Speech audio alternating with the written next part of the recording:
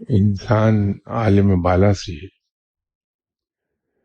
اس عالم مادہ میں اتارا جاتا ہے، بلندی سے پستی کی طرف، لیکن پھر پستی سے وہ بلندی کی طرف چلا جاتا ہے کہ انسان کی اصل میں بلندی ہے، پستی نہیں ہے، کیونکہ روحانیت میں انسان کی اصل صرف اس کی روح کو گنا جاتا ہے۔ جسم ایک کیریئر کے طور پہ یوز ہوتا ہے اس روح کا۔ جسم کو صرف اتنی ہی اہمیت دیتے ہیں کہ وہ انسانی روح کے کیریئر کا کام کرتی ہے۔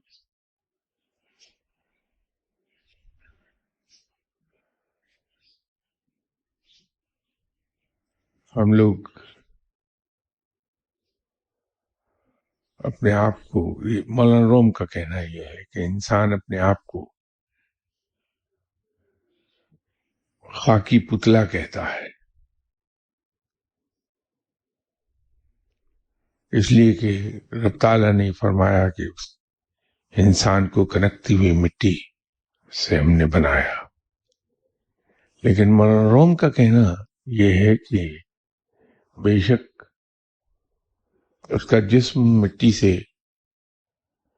تیار ہوا، لیکن جو اصل ہے وہ بلندی ہے، اس کی روح بلندی سے اس دنیا میں آئی ہے، اپنا وقت پورا کر کے پھر بلندی کی طرف چلی جاتی ہے۔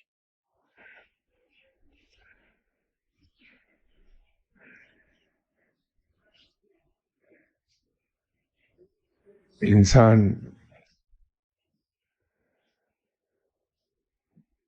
اگر چاہے تو اپنے اعمال سے ان بلندیوں کو چھو لیتا ہے جہاں فرشتے بھی نہیں پہنچ پاتے۔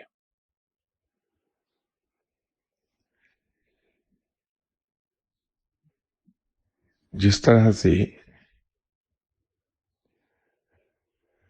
ہم زمین میں ہل چلاتے ہیں اور اس میں بیج بو دیتے ہیں،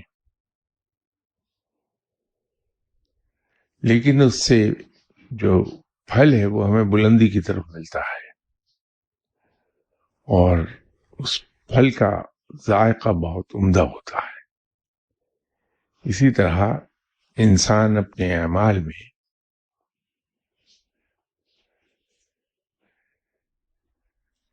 ایسی بلندی تک جا پہنچتا ہے جہاں فرشتے بھی نہیں پہنچے۔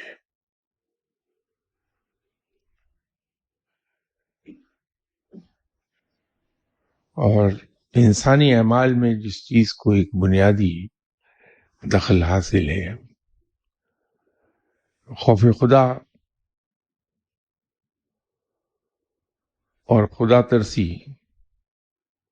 کے بعد سب سے اہم ترین جو چیز ہے انسان کو بلندی کی طرف لے کے جاتی ہے، وہ اس کا صبر ہے۔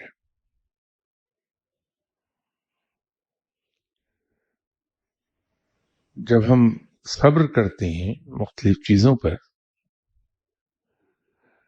مختلف مصائب پر، مختلف حوادث پر، رنج و الم میں صبر کرتے ہیں،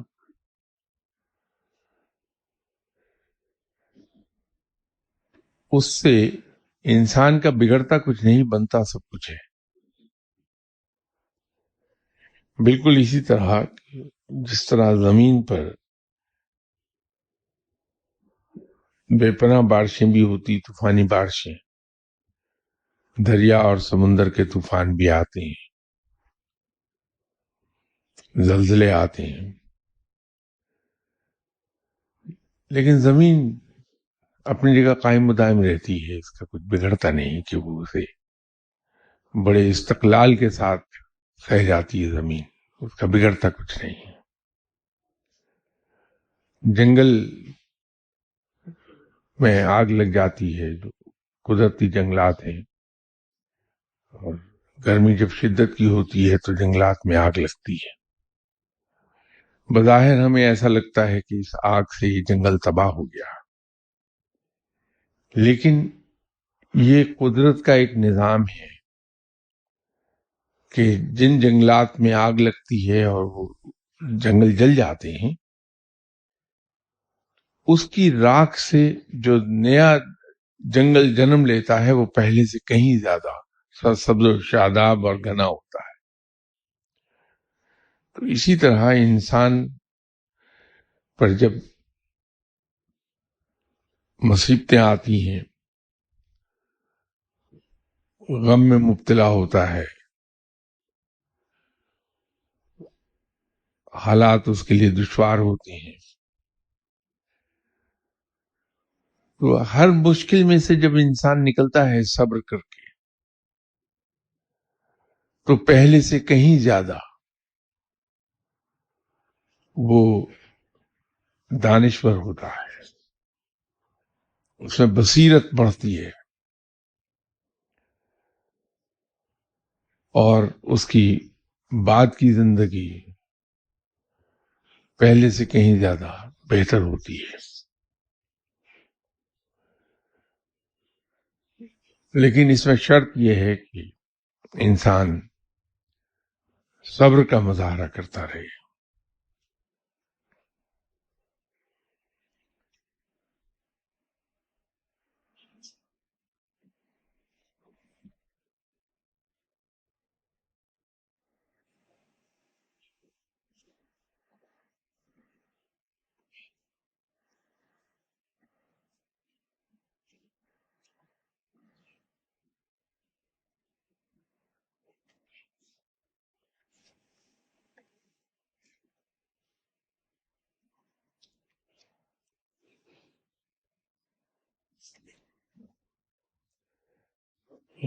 یہ کسی صاحب نے چونکہ پرسنل چیز لکھی ہوئی، اس کو میں پڑھوں گا نہیں، آنے والی کتابوں کے کچھ نام سجیسٹ کیے ہیں، میں ان کے لیے ان کا شکر گزار ہوں۔ اللہ تعالیٰ ان کو اس کی جزا عطا فرمائے۔ دعا کا انہوں نے مجھ سے کہا ہے، میں دعا یقینی طور پہ کر دوں گا۔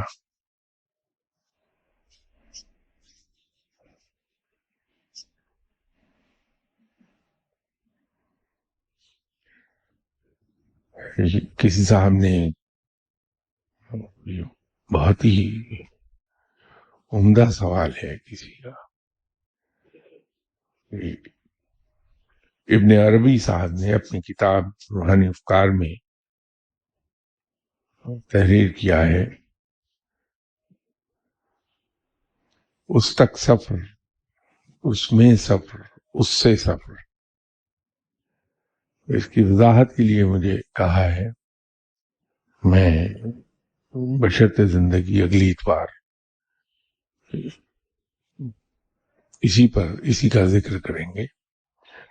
اصل میں ابن عربی صاحب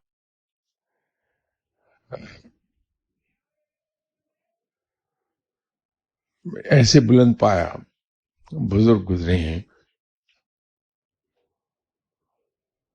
کہ انہوں نے جس سبجیکٹ پر بھی قلم اٹھائی ہے، نئے نقطے پیدا کیے ہیں۔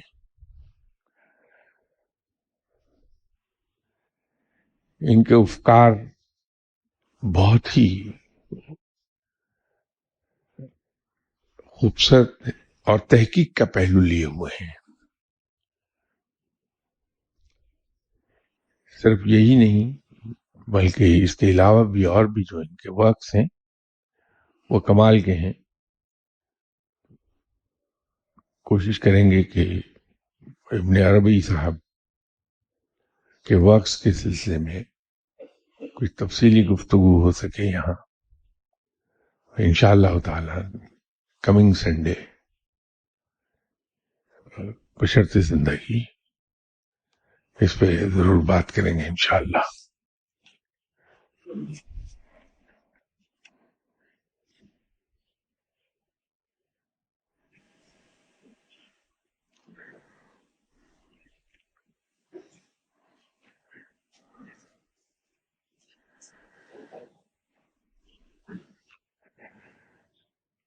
یہ بھی کسی صاحب کا ذاتی معاملہ ہے جس کو میں پڑھنا نہیں چاہوں گا، صرف اس میں بیعت کے سلسلے میں میں عرض کر دیتا ہوں کہ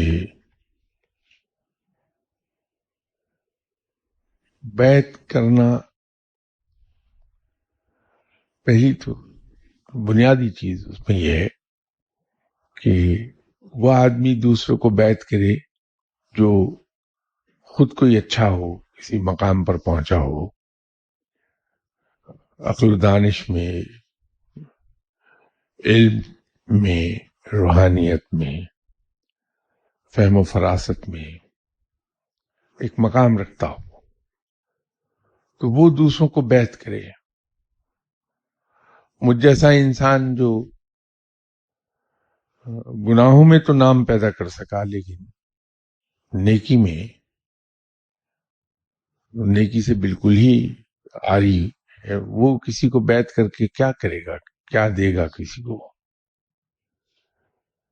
اور اس میں دوسری چیز یہ ہے کہ بیعت کرنا بہت ذمہ داری کا کام ہے۔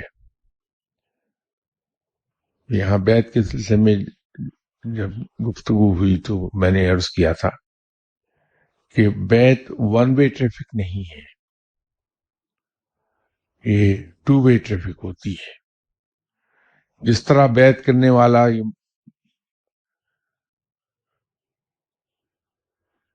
معاہدہ سائن کرتا ہے زبانی کہ میں نے اپنے آپ کو ان صاحب کے ہاتھ فروخت کر دیا جن کے ہاتھ پر میں بیعت کر رہا ہوں،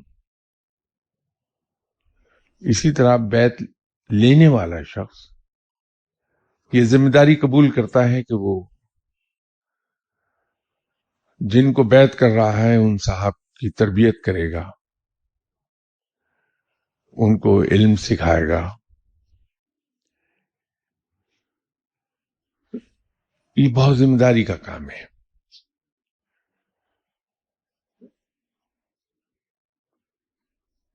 میری مصروفیات اس قسم کی ہیں کہ میں وقت دے نہیں پاتا تو میں بیعت کر لوں آپ کو،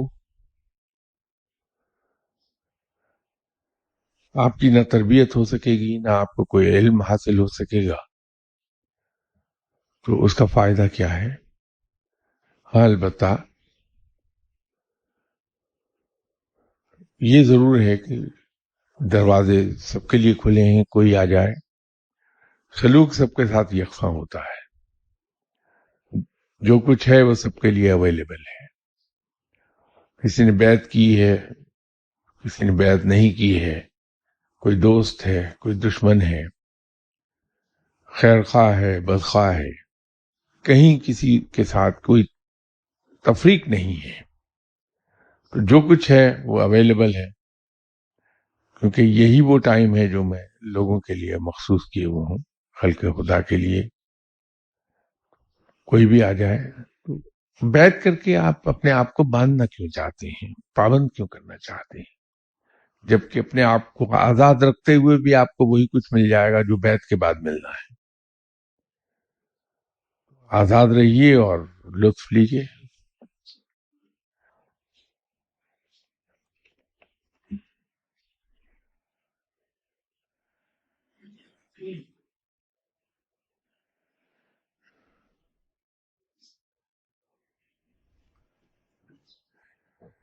کسی صاحب نے پوچھا ہے کہ اگر مرشد کے حوالے سے کوئی مرید کے سامنے نیگیٹو کامنٹ پاس کر دے تو مرید ریئیکٹ کرے یا نہیں، اور اگر کرے تو کیسے؟ انفینٹری روڈ پر ایک صاحب آرام فرما رہے ہیں آج کل، اشفاق صاحب، منو بھائی، حنیف رامے، اس طرح کے اور بہت سے لوگ انہی کے مرید ہیں۔ ان کا نام اصل تو نام تھا فضل حسین شاہ صاحب، لیکن بابا نور والے کہلاتے تھے وہ۔ میری بھی ان سے ایک ملاقات ہوئی بھی ہے۔ اشفاق صاحب ایک بار بتا رہے تھے کہ نوجوان آیا جو خاصی بدتمیزی کر رہا تھا فضل شاہ صاحب کے ساتھ. منو بھائی اس کو مارنے کے لیے اٹھے تو فضل شاہ صاحب نے ان کو منو بھائی سے ہی کہا کہ بیٹھ جاؤ. روزانہ اتنے لوگ آتے ہیں جو آ کے میری تعریف کرتے ہیں، ان کو تو تم مارنے کے لیے کبھی نہیں اٹھے، اور اگر ایک آدمی آیا ہے جو بدتمیزی کر رہا ہے تو اس کو کیوں مارتے ہو؟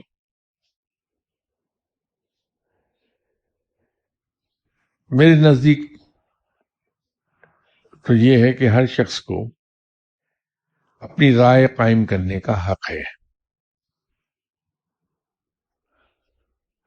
بقول حضرت عمر رضی اللہ تعالی عنہ کی کہ انہیں ان کی ماں نے آزاد جنا ہے، تم انہیں غلام کیسے بنا سکتے ہو؟ لوگ آزاد پیدا ہوئے ہیں،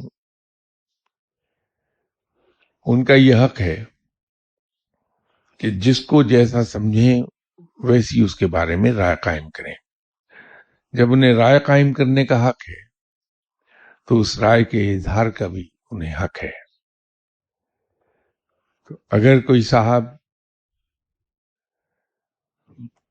بدترین رائے قائم کرتے ہیں کسی کے بارے میں تو انہیں اس کا حق ہے کہ اس کا اظہار کر دیں، اور اس بدترین رائے کو، اس بدترین کامنٹس کو بڑے سکون اور حوصلے سے سنا جانا چاہیے.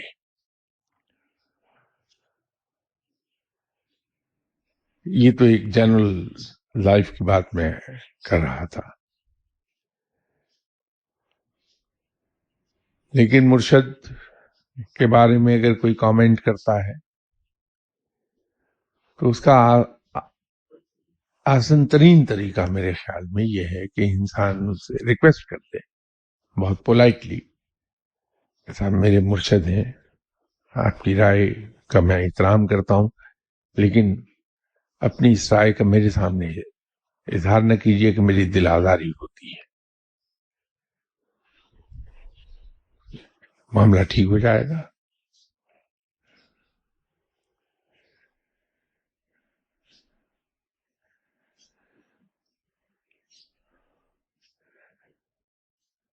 جعلی پیروں اور مولوی حضرات نے صوفیہ کی انسلٹ کرنے میں کوئی کسر نہیں چھوڑی. یہ فرمائیے کہ کیسے ثابت کریں کہ اللہ تعالی چند لوگوں کو خاص علوم عطا فرماتا ہے، لوگ اس سے فائدہ اٹھا سکتے ہیں.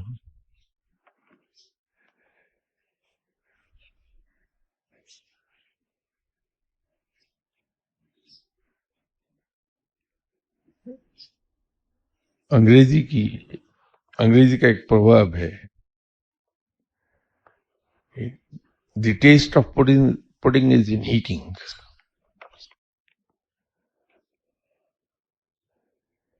یہ جو کہا گیا کہ the test of pudding is in eating, میرے خیال میں اس سے بہتر کوئی چیز ہے نہیں دنیا میں.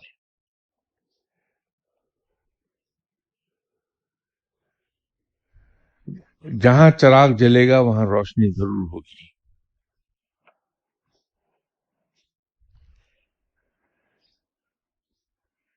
تو جب چراغ جلتا ہے اور روشنی پھیلتی ہے تو پھر اسے کوئی اندھیرا ثابت کر نہیں سکتا کہ یہ اندھیرا ہے.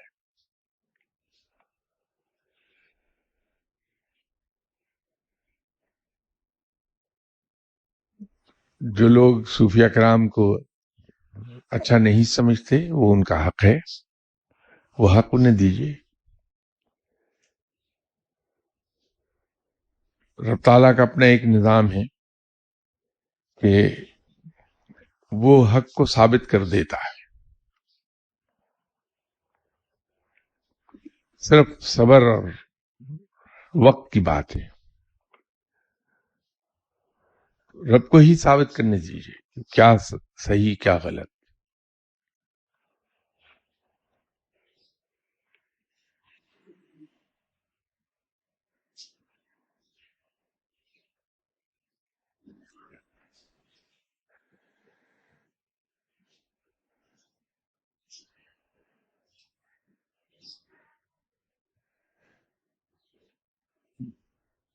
انہی صاحب کو ایک سوال ہے کہ لوگ آپ کے پاس شادی بیاہ کاروبار دیگر امور کے معاملے میں مشورہ کرنے آتے ہیں، آپ کا جواب کیا استخارے کے بعد ہوتا ہے؟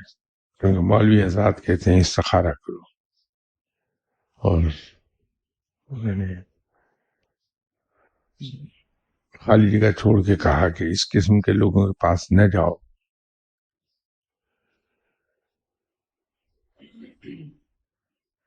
دعا سے مشورہ میں دے دیتا ہوں، دعا کرنا دعا کرانا دونوں ہی سنت ہیں، اور میرا نہیں خیال کہ کوئی اس سے منع کرتا ہے۔ ہاں البتہ علماء جی جس چیز سے منع کرتے ہیں وہ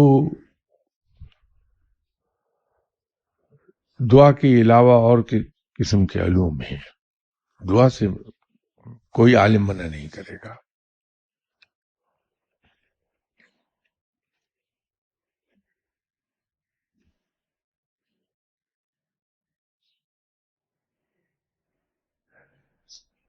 میں ہمیشہ ایک ریکویسٹ کرتا ہوں کہ صاحب اپنی ذاتی معاملات یہاں نہ دیجیے۔ مجھے اس سے کوئی دکھ یا مجھے کوئی دقت نہیں ہے، نہ کوئی مجھے اس سے کوئی تکلیف ہوتی ہے۔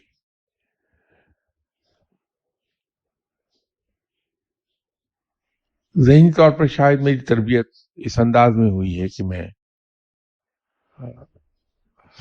ہر انسان کی پرائیویسی کا احترام بہت کرتا ہوں، غلط یا صحیح لیکن بہرحال یہ عادت ایک ڈیولپ ہو گئی بھی ہے کہ ہر شخص کی پرائیویسی کا احترام کرتا ہوں، اور حت البتہ کوشش یہ ہوتی ہے کہ کسی کے بارے میں کوئی ایسی بات زبان پر نہ آنے پائے جس سے اس کی ذات کے بارے میں کچھ تاثر بند ہے۔ یہ جو اس قسم کے سوالات آپ دے دیتے ہیں، ان کا جواب دینا خود آپ کے مفاد میں نہیں، پبلکلی، یا آپ مجھے علیحدگی میں ایسے سوال دے دیجیے، میں اس کا ضرور آپ کو جواب دوں گا۔ میں خود آپ کے مفاد میں یہ بات کر رہا ہوں کہ ورنہ میرے لیے تو آسان ہے، بجائے اس کے کہ آپ علیحدگی میں میرا وقت لیں مجھ سے، میں یہ پبلکلی جواب دے سکتا ہوں، لیکن میرے نزدیک یہ انسانیت کی توہین ہے کہ کسی کی پرائیویسی اس طرح سے مجروح کر دی جائے۔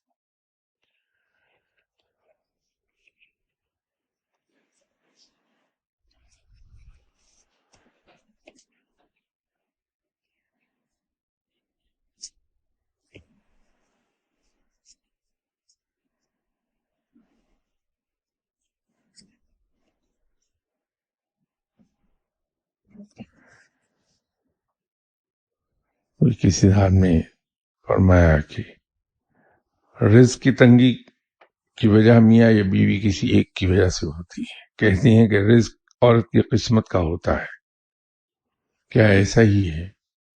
کیونکہ اس بارے میں حدیث بھی کوٹ کی جاتی ہے کہ ایک شخص نے آپ سے رزق کی تنگی کی شکایت کی تو آپ نے دوسری شادی کو فرمایا اگر یہ ایسا ہی ہے تو پھر جس کی وجہ سے بھی ایسا ہے اسے دوسرے کی زندگی بنانے کی بجائے کیا لیٹ گو نہیں کر دینا چاہیے؟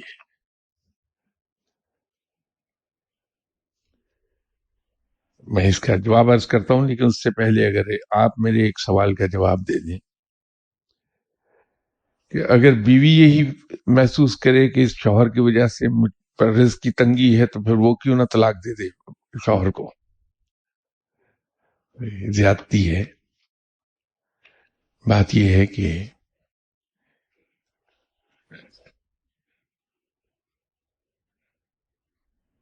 بہت سے شوہر آپ کو ایسے مل جائیں گے، اور شاید میں ان میں سے فہرست ہوں، جن کے کرتوت کی وجہ سے گھر میں رزق کی تنگی رہتی ہے،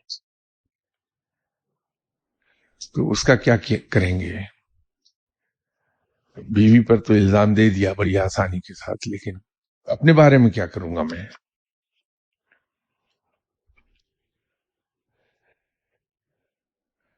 یہ صحیح ہے کہ رزق ہر انسان کی تقدیر کا لکھا ہی اسے ملتا ہے.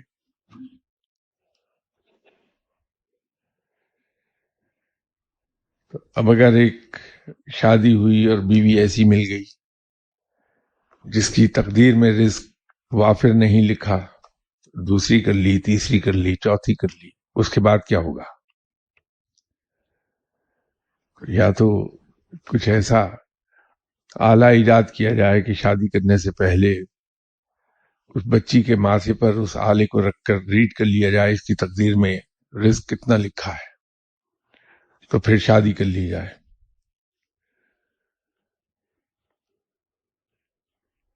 جو آپ صلی اللہ علیہ وسلم کے زمانے کا قصہ آپ نے لکھا ہے. بات یہ ہے کہ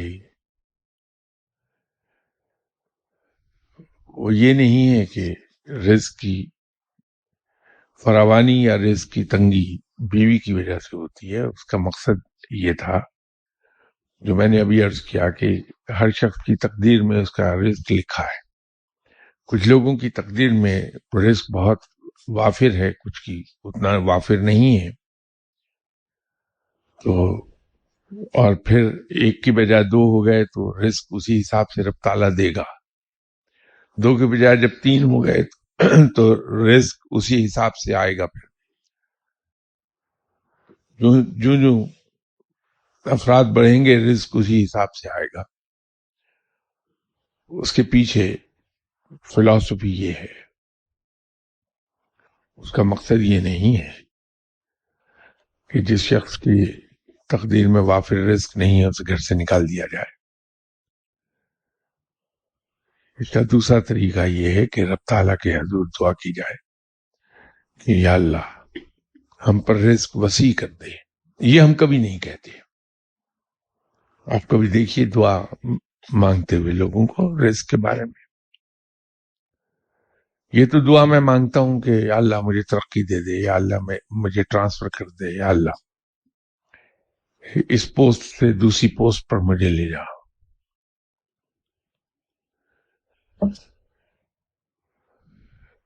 یا یہ دعا کروں گا کہ یا اللہ میری تنخواہ بڑھا دے.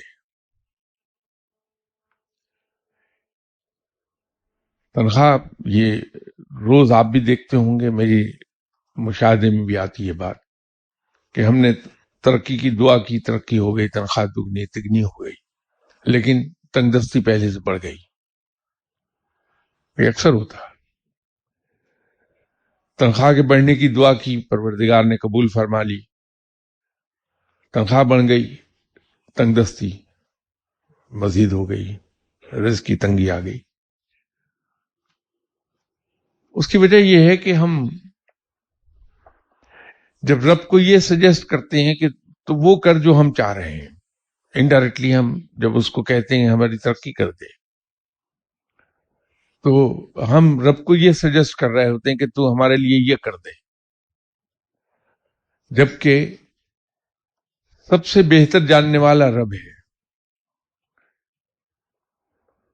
وہ عالم الغیب ہے، اس کو یہ بہتر پتا ہے کہ ہمارے لیے کیا اچھا اور کیا برا. اس کے فیصلے ہمارے حق میں بہترین ہیں، لیکن سجیسٹ ہم کرتے ہیں. اسی طرح بچے بچی کی شادی کے سلسلے میں یا اللہ اس جگہ میرے بیٹے کی شادی کر دے. شادی ہو جاتی ہے، اس کے بعد پھر مشکلات کا دور شروع ہو جاتا ہے.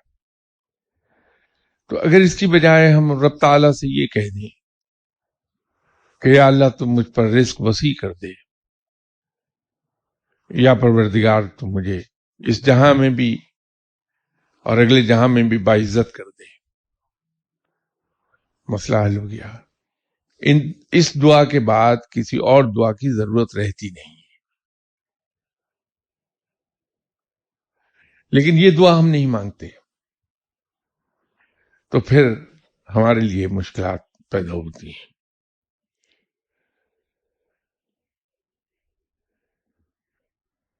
ایک اور اللہ تعالیٰ سے دعا کی جا سکتی ہے کہ یا اللہ تم مجھ کو اتنا وسیع رزق عطا فرما دے کہ میری جائز ضرورتیں پوری ہو کر بچ رہے اور اس سے میں تیرے بندوں کی خدمت کیا کروں، برکت آ جائے گی۔ وہی تنخواہ جس میں تنگ دستی، وہی آمدنی جس میں تنگ دستی ہے، اس پہ ایسی فراخی آتی ہے کہ انسان سوچتا رہ جاتا ہے کہ پیسے ختم ہی نہیں ہوتے۔ تو جب ہم رب تعالیٰ سے یہ عرض کرتے ہیں کہ سب عزتیں تیرے ہی لیے ہیں، اس میں کوئی شک نہیں کہ سب عزتیں تیرے ہی لیے ہیں، لیکن جسے تو چاہتا ہے عزت عطا فرماتا ہے۔ تو مجھے اس جہاں میں بھی اور اگلے جہاں میں بھی باعزت کر دے۔ پھر ایک کھلا میدان پڑا ہے کہ رب تعالیٰ جہاں سے جس طرح کی چاہے عزت عطا فرما دے۔ دعا مانگتے وقت اگر ہم اپنے الفاظ کو تھوڑا سا کلیورلی فریز کر لیں اپنی اس دعا کو، تو مشکلات سے بچ جائیں گے۔ بیوی پر برہم ہونے کی بجائے کہ اس کی وجہ سے رزق تنگ ہو گیا، ہم اپنی دعا کو اگر درست کر لیں تو مسئلہ حل ہو جاتا ہے۔ اگر بیوی ہی پہ ہی آپ کا شک ہے کہ اس کی وجہ سے رزق کم ہو رہا ہے، تو نکاح کے وقت اللہ سے یہ دعا کی جا سکتی ہے کہ یا اللہ میں تیرے رسول صلی اللہ علیہ وآلہ وسلم کی سنت پر عمل کرتے ہوئے یہ نکاح کر رہا ہوں، تو میری منکوہا کو میرے لیے بابرکت کر دے۔ یہ دعا بھی کی جا سکتی ہے۔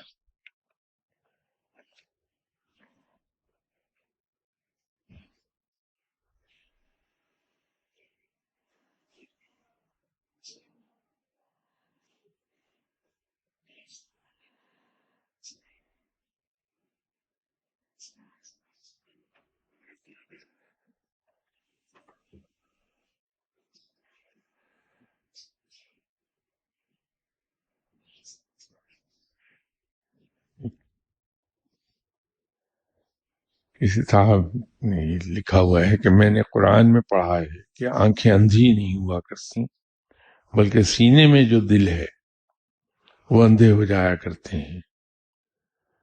تو اس سے مراد دل ہے یا روح جو دل میں ہے؟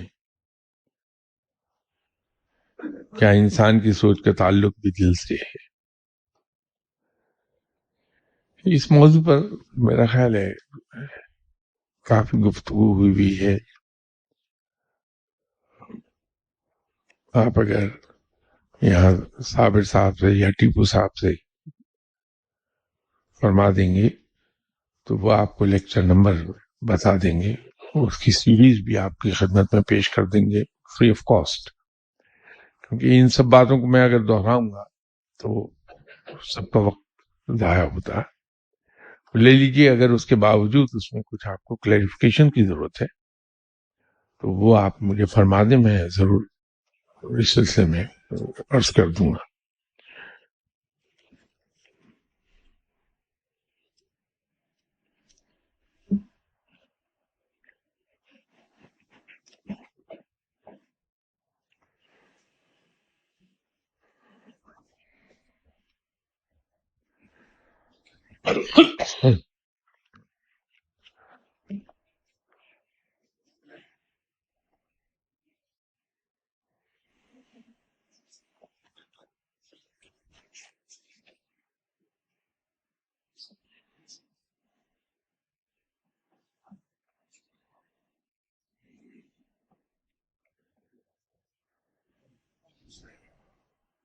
ایک سوال کہ کچھ مغربی سوچ کے حامل اعلیٰ تعلیم یافتہ افراد ملائزم کی وجہ سے اسلام سے بیزار دکھائی دیتے ہیں۔ ایسے لوگوں کو اسلام کی اصل روح سے شناسا کرنے کے لیے کچھ ایسے اولیاء اللہ ڈیوٹی پر دکھائی دیتے ہیں جن کا ظاہر ایک آدھ وجہ سے شریعت کے تقاضے پورے نہیں کر رہا ہوتا؟ کیا فیلڈ سے ریلیٹڈ اولیاء اللہ کو اپنی ڈیوٹی بہترین انداز میں پوری کرنے کے لیے سیکریٹریٹ سے کچھ ریلیکسیشنز مل جاتی ہیں؟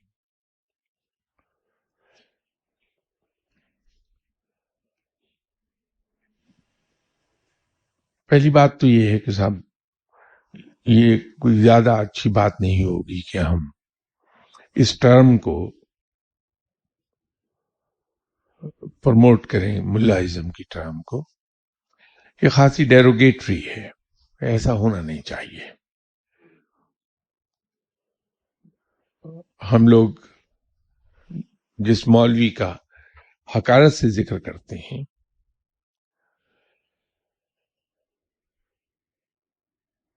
جو ڈیوٹی مولوی صاحب سر انجام دیتے ہیں وہ میں اور آپ کوئی بھی ڈیوٹی پوری نہیں کر سکتا. ان کے پاس جتنا علم اللہ نے انہیں عطا کیا ہے وہ اس کو پھیلاتے ہیں خلق خدا میں. ایک بہت ہی ایگزیکٹنگ ڈیوٹی انہوں نے اپنے ذمہ لیے ہوتی ہے، جس کو میں نہیں سمجھتا کہ ہم میں سے کوئی بھی اس صحیح روح کے ساتھ پوری کر سکتا ہو جس سے مولوی کرتا ہے. آپ کسی مولوی صاحب کو جنگل میں کسی پہاڑ کی چوٹی پر پیراشوٹ کے ذریعے اتار دیجیے جہاں 100 میل دور تک کسی جاندار کا نام نشان نہ ہو، آپ دیکھیں گے کہ وہ بالکل صحیح ٹائم پر اس ویرانے میں بھی آذان دے کر نماز ادا فرمائیں گے. یہی ایک کام اس چیز کا مقاضی ہے کہ ان کا احترام کیا جائے، ان کی عزت کی جائے. یہ کام ہم میں سے کوئی نہیں کر سکتا. تو کسی کی خدمات کو سراہا جانا چاہیے، نہ کہ سرکاسٹیکلی اس کا ذکر کیا جائے. یہ زیادتی ہے.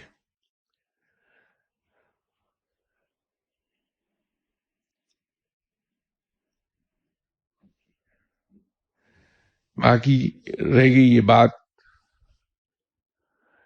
کہ اولیاء اللہ ڈیوٹی پر فائز ہوتی ہیں. ہمارے لیے ممکن نہیں کہ کسی شخص کی ہم ظاہری اور مخفی زندگی پر ہر وقت نظر رکھ سکیں. نہ معلوم کہ وہ شخص تنہائی میں کیا کرتا ہے.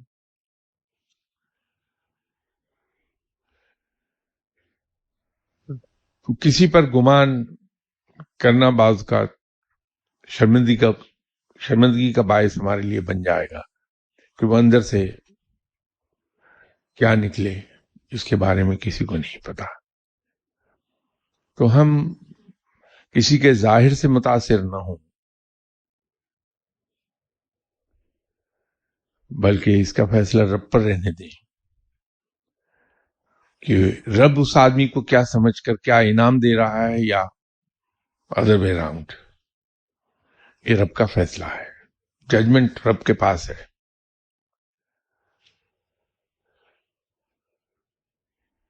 یہ بہت دشوار کام ہوتا ہے کہ کسی کے بارے میں یہ کہا جا سکے کہ وہ شریعت پر عمل کر رہا ہے یا نہیں کر رہا. چند موٹی موٹی چیزیں تو ہم ظاہر باہر سے دیکھ لیں گے کہ وہ کوئی شخص نماز وقت پر پڑھ رہا ہے یا نہیں پڑھ رہا، جھوٹ بول رہا ہے یا نہیں بول رہا، کسی کا حق تو نہیں مارتا.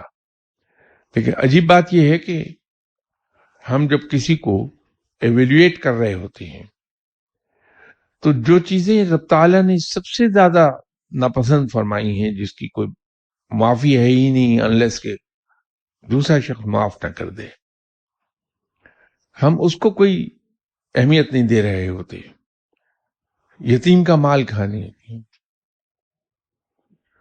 کی ممانعت کی گئی بڑی شدت سے، دوسرے کا حق مارنے سے منع کیا گیا ہے بہت شدت کے ساتھ، کم تولنے سے منع کیا گیا.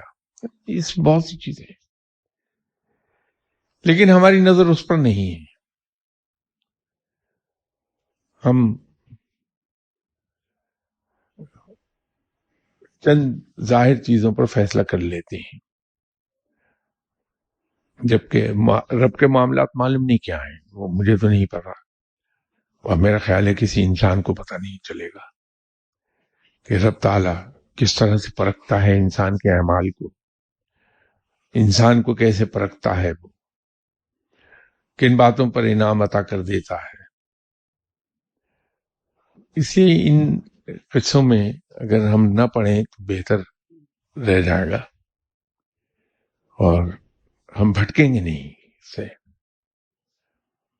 باقی رہ گئی ریلیکسیشنز کی بات، تو اس بات یاد رکھیے، شریعت میں کوئی آدمی کسی مقام پر چونکہ فائز ہوا وہ شریعت میں ریلیکسیشن نہیں دے سکتا.